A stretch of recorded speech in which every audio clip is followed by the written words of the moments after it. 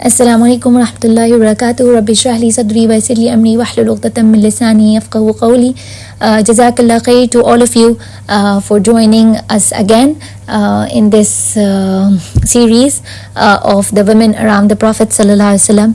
And basically our journey has up till now revolved around the wives of the Prophet sallallahu alaihi wasallam, who also are our beloved mothers. And up till now, this journey has been inspiring me, and I hope it's been inspirational for you as well. But the biggest thing that has that has been striking me in all these stories is the human element that we see in these stories. We see that these people were, of course, not angels walking on earth, but they were human beings, and that is in itself an inspiration for us, that they had their own set of emotions. Their human emotions are very much attached in their stories. And once the character of the Prophet sallallahu alaihi wasallam had an effect on them, or once the Prophet sallallahu alaihi wasallam corrected their behavior, then we see that till the end of their lives, till the last day, till the last breath, they are a source of inspiration to all of us. A few stories we will, of course, keep learning about their human elements, or about how probably they had their weak moments, but then we see that once corrected, they were gems and a source of inspiration for all of us. So today our story is about another of our beloved mothers, Hazrat Safiyyah. May Allah be pleased with her. And her story is unique in this way, that she was actually a Jew, and she converted to Islam, and she was the daughter of one of the biggest enemies of the Prophet sallallahu alaihi wasallam. Her father was the leader of Banu Nadir, a Jewish tribe that used to be in Medina. And her story is unique in this way, that throughout her life we will see that her faith is questioned again and again, because she converted from Judaism. So her faith is questioned again and again, and she will spend her life proving to people that she in fact is a Muslimah, and that is one of her unique struggle that we will see in her life. So how did she get married to the Prophet sallallahu alaihi wasallam? We know that these tribes, the Jewish tribes, they came to stay in Medina because they knew from their books that a prophet is going to arise in this area. But when the Prophet, that is Prophet Muhammad sallallahu alaihi wasallam, came from the Arabs, Banu Hashim, they were jealous of this fact, and they were not ready to accept that a prophet had not come from Bani Israel, and a prophet had actually come from the Arabs.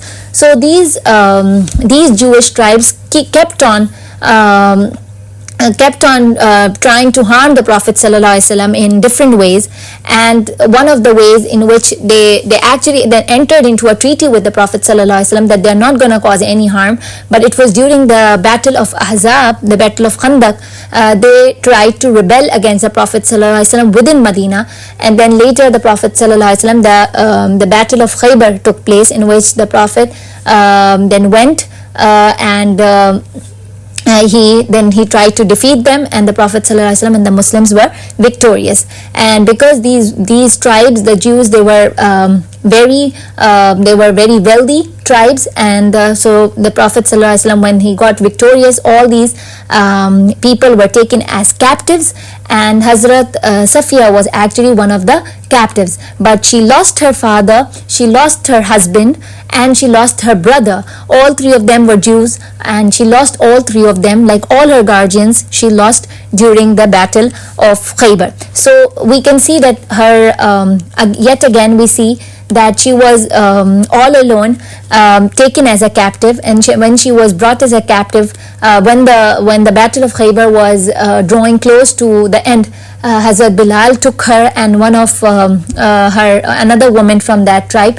and Hazrat Bilal, and we see in this story what a mercy the Prophet sallallahu alaihi wasallam was, that we have seen the stories in which the Prophet ﷺ's relatives were killed in battles, how Hazrat Hamza's body was even humiliated by Hind, in which his liver was taken out in the battle of Uhud. But we see in battle of Khaybar that when Hazrat Bilal was taking Hazrat Safiyyah and one of another woman of the tribe from the battlefield, because it was asked by the Prophet ﷺ to Hazrat Bilal to take all the women away from the battlefield, because he did not want them to see all those people, their relatives who have been killed. And Hazrat Bilal actually took a wrong route, and on that route the other woman who was with Hazrat Safiyyah started to cry very loudly, seeing her family, the male members of the family being killed in the battle.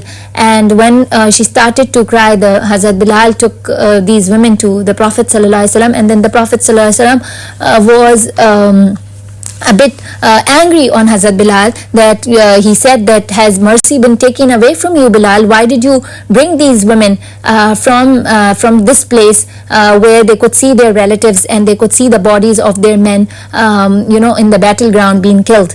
So we see from this story the rahmah, the mercy that the Prophet ﷺ was. And of course this must have affected Hazrat Safiyyah as well, who was, of course, she was not a Muslim at that time, but the effect that this mercy caused on her, that when she was brought as a captive, she was given a choice that if she wants, she could go back to her family, because she was a sort of a royal.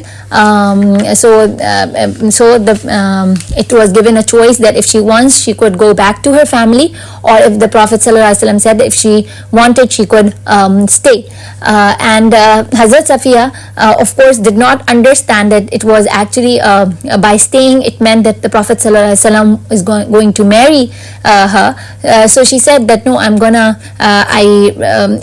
want to stay as a Muslim, and I'm okay being a captive, but I want to stay as a Muslim and I don't want to go back to my Jewish tribe. So the Prophet ﷺ then married her.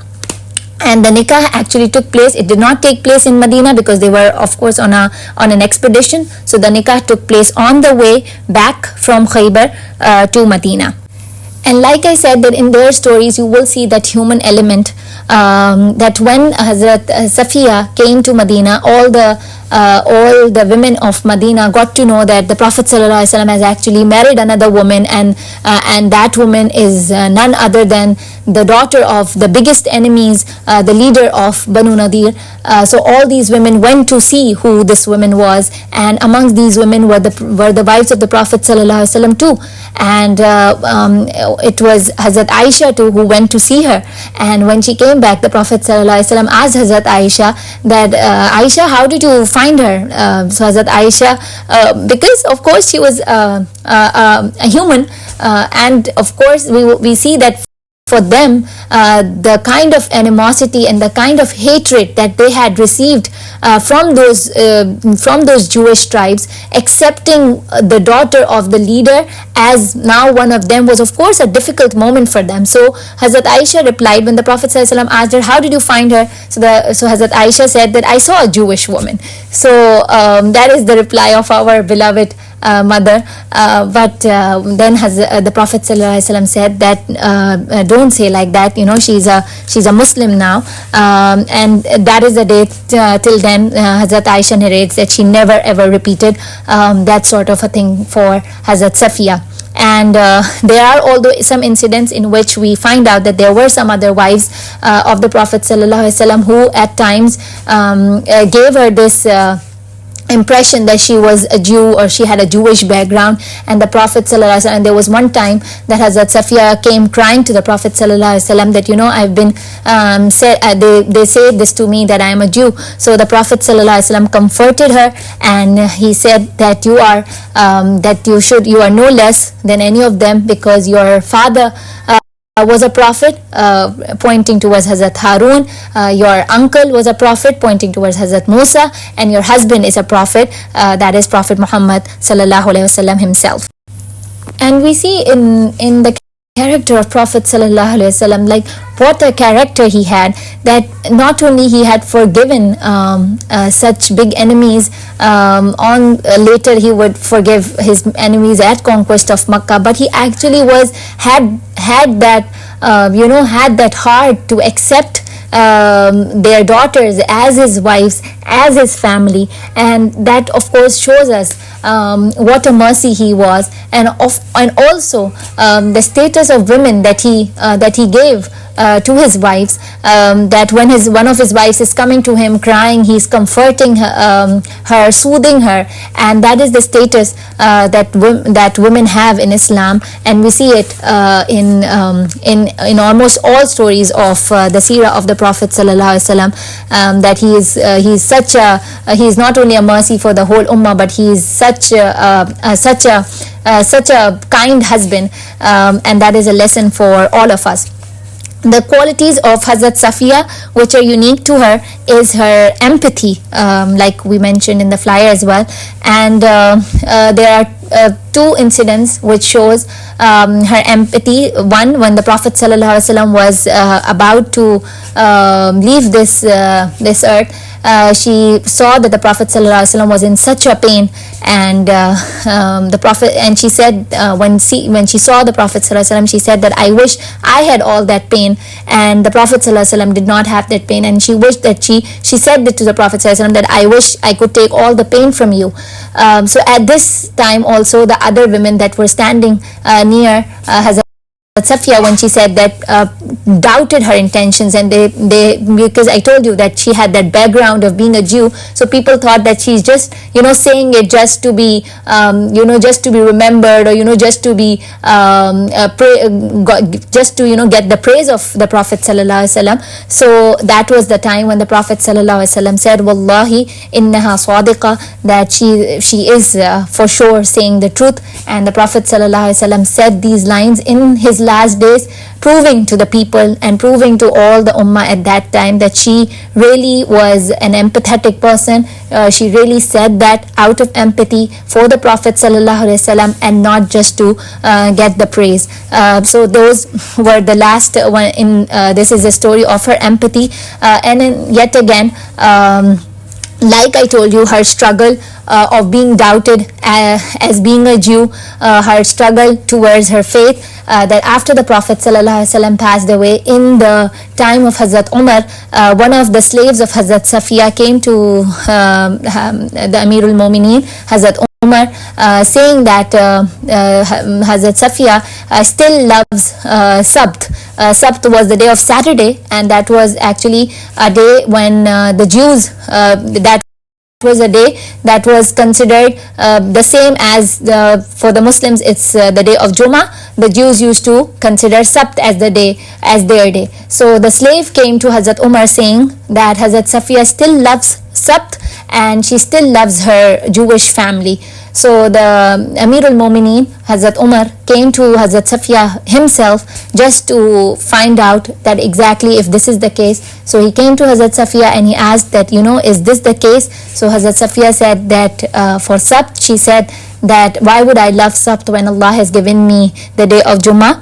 But for the love of my family, of course they are my family, and I do it for out of love for, like which is called in Islam Sulah Rahmi, which is that that they are my family, and of course I take care of them. So at this time, Hazrat Umar said that obviously Hazrat Umar was very happy with the truthfulness of her, and he went back.